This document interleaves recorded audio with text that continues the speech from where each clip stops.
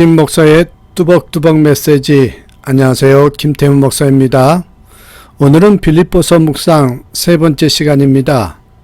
살든지 죽든지 주님께 기쁨이 된다면, 살든지 죽든지 주님께 기쁨이 된다면, 빌립보서 1장 22절에서 30절의 말씀을 가지고 여러분과 함께 오늘 빌립보서 묵상 세 번째 시간을 나누도록 하겠습니다. 어느 교회 목사님 이야기입니다. 어느 목사님의 설교 시간에 예화로 들었던 이야기를 저도 다시 한번 여러분과 나누겠습니다. 어느 교회 목사님께서 신장에 문제가 생겼습니다. 신장 하나를 이식해야 했던 것이죠. 교인들이 모여 눈물을 흘리면서 기도한 후에 목사님께 신장 하나를 드리도록 하자 하고 만장일치로 결정했습니다. 문제는 누구의 신장을 주느냐 하는 것이었습니다. 장로님 한 분이 앞으로 나와서 새의 깃털 하나를 보여주면서 말했습니다. 제가 이 깃털을 날리겠습니다. 이 깃털이 누구에게 가서 앉든지 그분이 신장을 기증하도록 합시다 라고 말을 했대죠. 교인들은 모두 찬성했습니다. 드디어 장로님이 깃털을 날렸습니다. 그러나 그날 깃털은 하루 종일 누구에게도 내려앉지 못했습니다. 왜냐하면 사람들은 깃털이 자신에게 다가오면 후 하면서 다른 사람에게 날아가도록 불었기 때문입니다. 이게 사람들의 마음이지요. 자신에게 피해가 되는 일이 생길까 전전긍긍합니다. 그런데 하물며 여러분, 죽는 것이 쉽겠습니까? 사람들은 누구나 죽을까봐 겁을 냅니다. 너 그러다 죽는 수가 있어 라고 말하면 겁을 내죠. 죽지 않으려고 엄청난 노력을 합니다. 건강을 위해서 새벽부터 걷고 뛰는 분이 얼마나 많습니까? 그 맛있는 삼겹살을 앞에 두고도 젓가락만 들었다 놨다 하면서 먹으면 안 되는데 라고 말하는 분들도 많습니다. 심지어 우리의 기도도 살기 위한 것이죠. 잘 살게 해주시라고, 건강하게 살게 해주시라고, 편안하게 살게 해주시라고 기도하는 내용들의 대부분 내용을 보시면 그런 내용일 것입니다. 다 따져보면 살고자 하는 기도입니다. 이게 죽고 싶어 하지 않는 사람들의 이야기입니다. 그러나 아주 드물지만 가끔 죽음을 기다리는 사람을 보게 됩니다. 그런데 이런 사람들은 둘 중 하나입니다.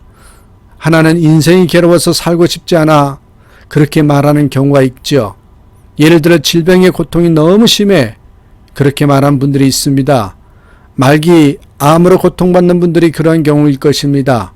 너무 괴로워서 실제로 스스로 목숨을 끊는 사람들도 있답니다. 그런가 하면 죽고 싶지도 않고 충분히 잘 살 수 있음에도 불구하고 기꺼이 죽는 이들이 있습니다.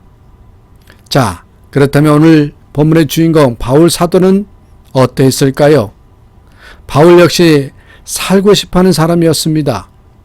그도 출세하고 성공해서 잘 살고 싶었습니다. 그래서 바리새인으로서 율법과 유대 전통에 충실했지요. 당대 최고의 스승인 가말리엘에게 배웠습니다. 또 대제사장 그룹과도 줄을 대놓고 있었습니다. 후에는 예수 믿는 사람들을 박해하는 데 앞장서지요. 대제사장들은 그에게 찬사를 보냈습니다. 나중에는 다메섹에 있는 성도들 잡아오는 고난을 대제사장으로부터 받아서 그곳까지 가기도 했을 정도였습니다. 이게 다 오래오래 살고 부유하게 성공해서 살고 싶어서 노력하는 모습이었습니다. 그런데 나중에 그는 변했습니다. 조금씩 죽고 싶어하는 사람이 되어가지요. 본문에는 이런 그의 마음이 잘 드러나고 있습니다. 오늘 본문의 내용은 그런 내용입니다. 자, 여러분 23절 한번 보실까요? 내가 그 둘 사이에 끼었으니 차라리 세상을 떠나서 그리스도와 함께 있는 것이 훨씬 더 좋은 일이라. 여러분, 바울은 자신이 둘 사이에 끼었다고 말했는데 여기서 둘이란 사는 것과 죽는 것을 말하는 것입니다. 사는 것과 죽는 것 중에서 하나를 선택해야 되는데 선택한다면 세상을 떠나는 것이 좋다고 말하고 있는 것입니다. 이 얼마나 놀랐습니까? 여러분, 지금 우리 중에 이렇게 말할 수 있는 분이 계신가요? 바울은 살고 싶어하는 사람에서 죽고 싶어하는 사람으로 바뀌었습니다. 이게 첫 번째 변화였습니다. 그렇다면 우리는 어떻습니까? 신앙생활을 잘하면 어떻게 되는 것일까요? 우리 신앙의 선배들 중에는 죽고 싶어하는 사람들이 생각보다 많이 있었습니다. 그렇다면 이 신앙생활을 깊이 하는 분들이 왜 살고 싶어하는 사람에서 죽고 싶어하는 사람으로 바뀌는 것일까요? 그 이유를 제가 옆에다 두 가지를 적어봤습니다. 첫째는 세상의 무상함을 알기 때문입니다. 이 세상은 너무 실망스럽고 허무합니다. 세상의 허무함은 더 말하지 않아도 잘 아실 것입니다. 7, 80세가 되면 외모도 지식도 모두 평준화된다고 하죠. 인생에 영원한 것은 없습니다. 모두 한순간에 불과합니다. 둘째로는 여러분, 천국의 아름다움을 알았기 때문입니다. 세상의 허무함에 비하여 천국은 너무도 아름답습니다. 심플하게 우리 성경 구절을 보시면 알게 되는데요. 요한계시록 21장 3절 4절에 보면 천국의 아름다움에 대해서 이렇게 말합니다. 이 말씀으로 심플하게 설명합니다. 내가 들으니 보좌에서 큰 음성이 나서 이르되 보라, 하나님의 장막이 사람들과 함께 있음에 하나님이 그들과 함께 계시리니 그들은 하나님의 백성이 되고 하나님은 친히 그들과 함께 모든 눈물을 그 눈에서 닦아주시니 다시는 사망이 없고 애통하는 것이나 곡하는 것이나 아픈 것이 다시 있지 아니하리니 처음 것들이 다 지나갔음이러라. 천국은 이 세상과는 다릅니다. 세상에 눈물이 많지만 그곳에는 눈물을 닦아주십니다. 그곳에는 아픔도 죽음도 없습니다. 상처받는 일도 없습니다. 가난도 질고도 없습니다. 그것은 하나님이 계신 우리의 고향입니다. 무엇보다 그것은 우리 주님이 함께 하시는 곳입니다. 바울도 천국이 주님과 함께하는 좋은 것임을 알고 있었습니다. 그래서 여러분 23절을 다시 보면 내가 그 둘 사이에 끼었으니 차라리 세상을 떠나서 그리스도와 함께 있는 것이 훨씬 더 좋은 일이라 그렇게 하고 싶으나 라고 합니다. 그리스도와 함께 있는 것이 훨씬 더 좋은 일이라고 했습니다. 여러분, 이게 깊은 신앙생활을 하신 분들의 모습입니다. 저는 믿음의 준비가 잘 된 분들, 깊이 신앙생활 하신 분들이 조금 더 죽음을 두려워하지 않고 가시는 모습을 많이 보았습니다. 예수 그리스도의 은혜를 깊이 맛보면 세상의 것들로는 만족할 수 없습니다. 주님의 사랑을 맛본 사람은 이 세상의 사랑에 만족하지 못합니다. 그래서 그런 이들은 천국에서 주님을 만날 시간을 기다립니다. 그래서 죽음까지도 두려워하지 않고 오히려 그 순간을 기다리게 됩니다. 주님은 죽음까지도 두려워하지 않게 만드는 그런 분이시지요. 그러면 여러분 의아한 생각이 드실 겁니다. 아니, 예수님을 믿고 천국을 사랑한 나머지 모두 다 죽기를 바란다면 이 세상은 어떻게 되는가? 누가 봉사하고 전도하겠는가? 이런 혼란을 느끼게 될 것입니다.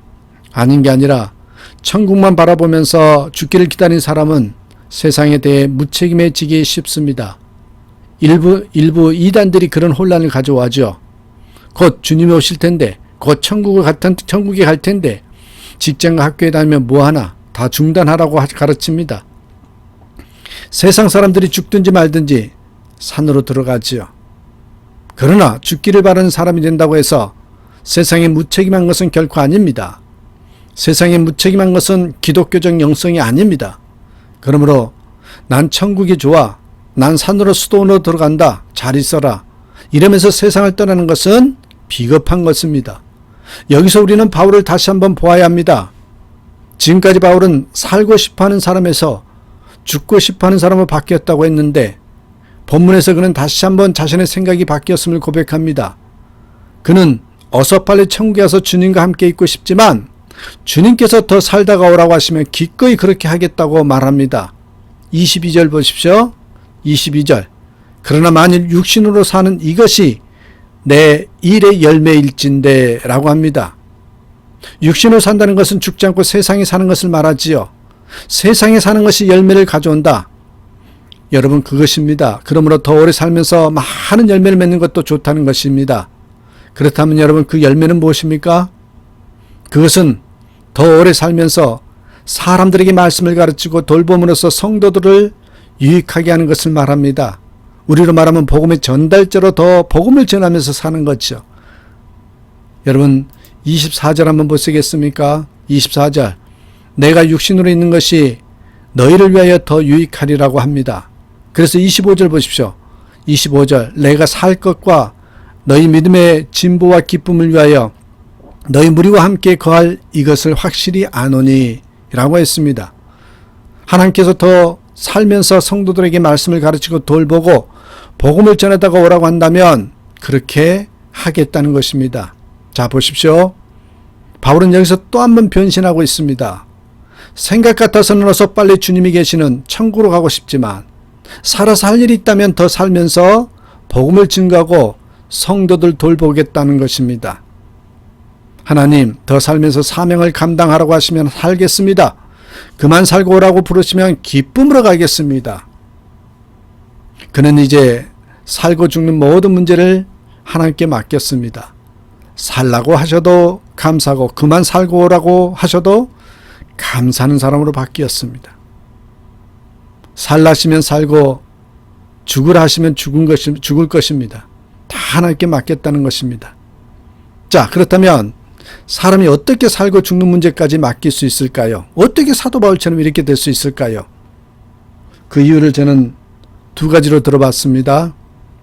첫째는 여러분 옆에 써 있어요. 안 맡긴다고 해서 자기 마음대로 되는 게 아님을 알기 때문입니다.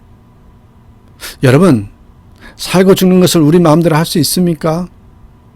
여러분, 하나님 지금 오라고 하시면 저 10년만 더 있다 갈 테니 그렇게 하세요라고 할 수 있나요? 없습니다. 어차피 우리 뜻대로 되는 게 아닙니다. 하나님의 뜻대로 되는 것입니다. 그렇다면 맡겨야죠. 그게 옳은 것이요 편한 것입니다. 둘째로 여러분, 바울에게는 살고 죽는 문제보다 더 중요한 인생의 문제가 있었습니다. 그것은 무엇을 위해 존재하는가 하는 것이었습니다. 인생의 가치는 얼마나 오래 살았느냐 그것에 정해지지 않습니다. 어떤 목적을 위해 살았는가 하는 것이 중요하다는 것입니다. 자, 그렇다면 바울은 어떤 목표를 가지고 살았습니까? 우리 함께 20절을 한번 읽어보실까요? 함께 보겠습니다. 나의 간절한 기대와 소망을 따라 아무 일에든지 부끄러워하지 아니하고 지금도 전과 같이 온전히 담대하여 살든지 죽든지 내 몸에서 그리스도가 존귀하게 되게 하려 하나니.